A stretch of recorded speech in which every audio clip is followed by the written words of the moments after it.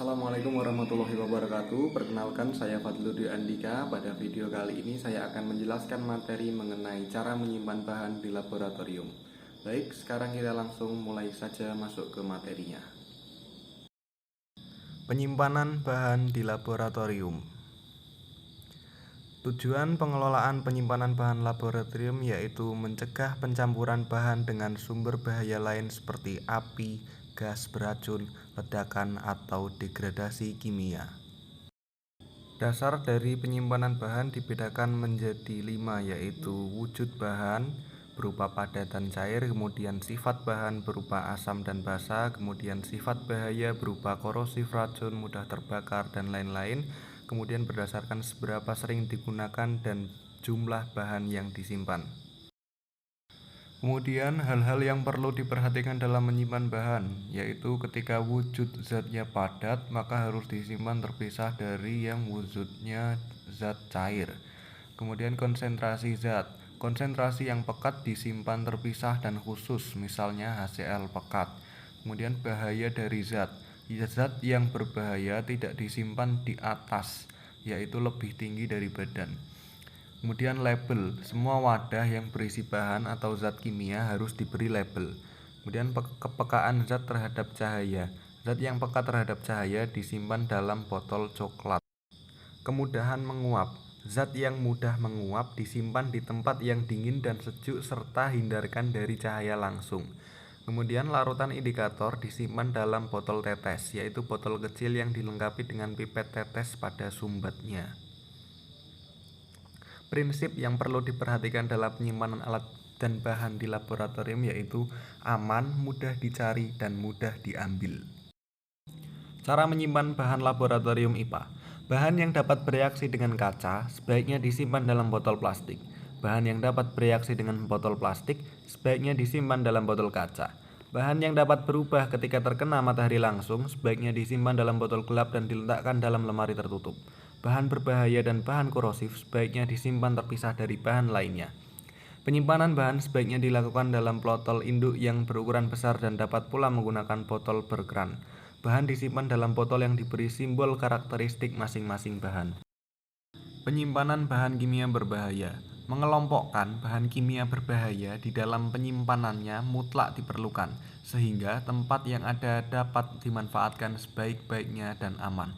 Mengabaikan sifat-sifat fisik dan kimia dari bahan yang disimpan akan mengandung bahaya seperti kebakaran, ledakan, mengeluarkan gas uap atau debu beracun, dan berbagai kombinasi dari pengaruh tersebut. Urutan tingkat bahaya bahan kimia yang tertinggi yaitu bahan radioaktif, kemudian bahan piroforik, bahan eksplosif, cairan flammable, asam atau basa korosif, bahan reaktif terhadap air, padatan flammable, bahan oksidator, bahan kombustibel, bahan toksik, dan yang terakhir adalah bahan yang tidak memerlukan pemisahan secara khusus. Penyimpanan bahan kimia beracun. Bahan beracun harus disimpan dalam ruangan yang sejuk, tempat yang ada peredaran hawa, jauh dari bahaya kebakaran, dan bahan yang inkompatibel harus dipisahkan satu dengan lainnya. Jika panas mengakibatkan proses penguraian pada bahan tersebut, maka tempat penyimpanan harus sejuk dengan sirkulasi yang baik, tidak terkena sinar matahari langsung, dan jauh dari sumber panas. Penyimpanan bahan kimia korosif. Bahan ini harus disimpan dalam ruangan yang sejuk dan ada peredaran hawa yang cukup untuk mencegah terjadinya pengumpulan uap. Semua logam di sekeliling tempat penyimpanan harus dicat dan diperiksa akan adanya kerusakan yang disebabkan oleh korosi. Semua logam di sekeliling tempat penyimpanan harus dicat dan diperiksa akan adanya kerusakan yang disebabkan oleh korosi. Penyimpanan bahan kimia mudah terbakar. Bahan ini harus disimpan pada tempat yang dingin, peredaran hawa cukup, lokasi penyimpanan dijauhkan dari daerah rawan kebakaran, terpisah dari bahan oksidator kuat, tersedia alat pemadam api yang mudah dicapai, tempat penyimpanan aman dari semua sumber api, pasang tanda dilarang merokok pada sekitar area penyimpanan, dilengkapi alat deteksi asap atau api otomatis untuk mencegah kebakaran besar. Penyimpanan bahan kimia eksplosif. Syarat penyimpanan: ruangan dingin dan berventilasi, jauhkan dari panas dan api, dan hindarkan dari gesekan atau tumbuhan mekanis. Bahan jenis ini ketentuan penyimpanannya sangat ketat. Letak tempat penyimpanan harus berjarak minimum 60 meter dari sumber tenaga, terowongan, lubang tambang, bendungan, jalan raya, dan bangunan agar pengaruh ledakan sekecil mungkin. Penyimpanan bahan kimia oksidator. Tempat penyimpanan bahan ini harus diusahakan agar suhunya tetap dingin, ada peredaran hawa, dan gedungnya harus tahan api. Bahan ini harus dijauhkan dari bahan bakar, bahan yang mudah terbakar, dan bahan yang memiliki titik api rendah.